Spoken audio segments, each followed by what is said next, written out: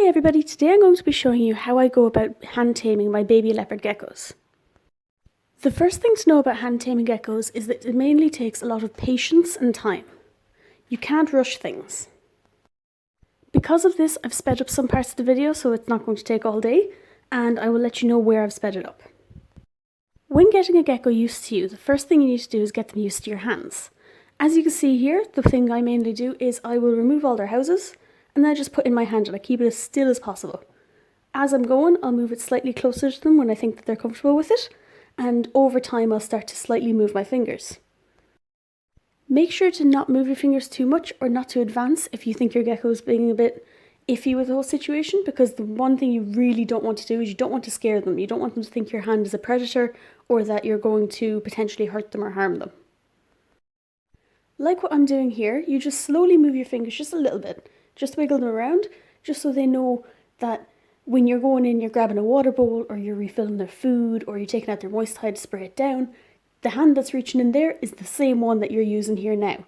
Because you don't want them to be completely used to a 100% still hand, because they won't associate it with the hand that you're trying to bring in to give them food and water, and eventually to pick them up.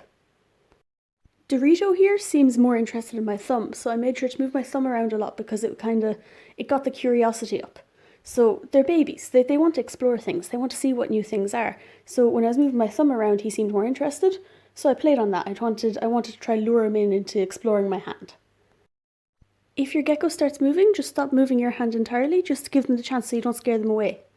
With Dorito here, I'd never done this before, but first time lucky, he really wanted to walk all over my fingers and see what was up. So you stay completely still, you let him do his thing. You definitely don't want to try and interrupt it and have him think, oh well, I did this and suddenly bad movements happened, I'm scared, I don't want to ever do that again. So you just stay really still, let him walk all over you, and wait for him to get off himself. So when he's fully off you and he's moved away, you can just quickly and quietly remove your hand from his enclosure, put back his things, and you've ended it on a good note, and they'll get more comfortable with it as you go on. Cheeto is most definitely the more feisty of the two clutch mates. You can see as soon as I went to put my hand in, he's after stiffening up, he's after coming over, he's not happy at all. He frequently screams at me as I walk past. So just knowing him, I'm going to take it a bit slower. I took my hand away entirely. I'm going to let him move away because I don't want to put it down on top of him like I'm a bird swooping in or anything. I just want him to be able to choose to approach me instead of me forcing him to do anything. As he walks away and makes sort of a space there, I'm going to be able to put my hand down the exact same as I did with Dorito. I'm going to put the hand down, make it flat, make it nice and approachable. I'm a complete coward, so whenever a baby does a sort of biting movement like this, I freak out and the entire camera will move, so I'm going to apologise in advance for that. He is allowed to approach me, but he has plenty of room to move away if he wants to. Cheeto is noticeably less comfortable with me being in the area, so he's being big and he's being angry and he's moving around a lot. But again, just keep the hand really still, wait for him to get comfortable. When he's more comfortable, I can start moving my fingers around. For him, it took a good while, so again, I've sped up the camera for a while. He hid behind my hand in the shadow. But it's just patience. You just have to wait and let them get used to you. You can't force anything or else you're just going to scare them and they're not going to like it. One thing I like to do with my hatchlings, if they're not taming well or if they're really uncomfortable with the hand, is, I've no idea if it works actually, but I've done it anyway. I sleep with a tea towel or a cloth, and I sleep with that overnight and it gets my scent. And then what I do is I cut it up into little squares and I put it inside their favourite house. So when they go to sleep on the heat, they can smell me and they get used to my scent, and over time I've found that they're a lot easier to handle. But I've never actually seen any scientific stuff saying if this works or not, so it's completely up to yourself.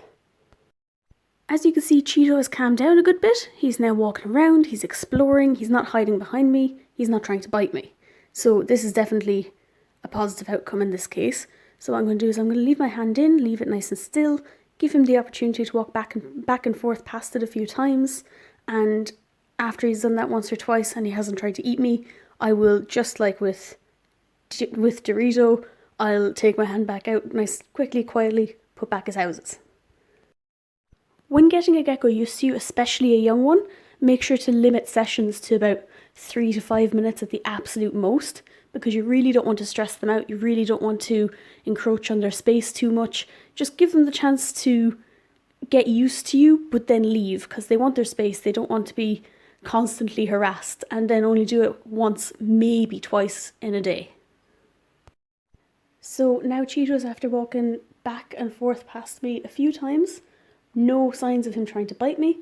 He's gotten far enough away, so I'm going to just remove my hand, hopefully not spook him, and try put back his houses.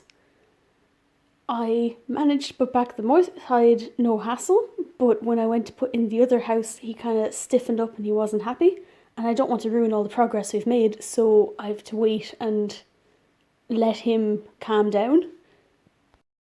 Some geckos naturally will get used to you much faster than others, and some just take a bit of time. It's exactly like people. Some people are more outgoing and some people are more reserved.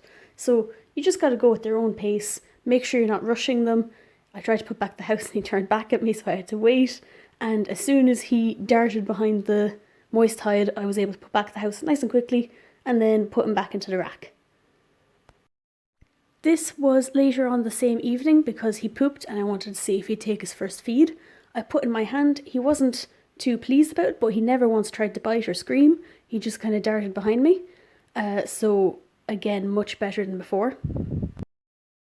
He stayed there for a few minutes, so I've sped up the video again, but he stayed there, he darted out the other side, and he ended up trying to go behind my hand again. I decided I didn't really want him to be darting out just behind my hand, so I've put my knuckles against the side of the tub so he can't keep going.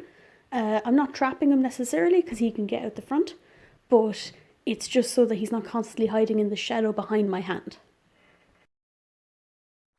After a minute or two of this, he ended up calming down a bit, going around, and eventually did walk over my hand, and I was able to put him into a separate little tub to feed him his first feed. So even just from the space of a day, he'd gotten a bit more used to the hand, he was willing enough to walk onto it, and all in all it was a good day. I'm going to make sure to handle them every day unless they're in shed, because they can just be a bit more grumpy then, and it'll just get them more used to me and make them really well handled and brilliant pets for eventually when they're older and when they're sold. That's it for this video. Thank you for watching, and if you liked it, leave a like, and if you have any questions, leave it in a comment below and I will try my absolute best to help you. Thank you very much for watching.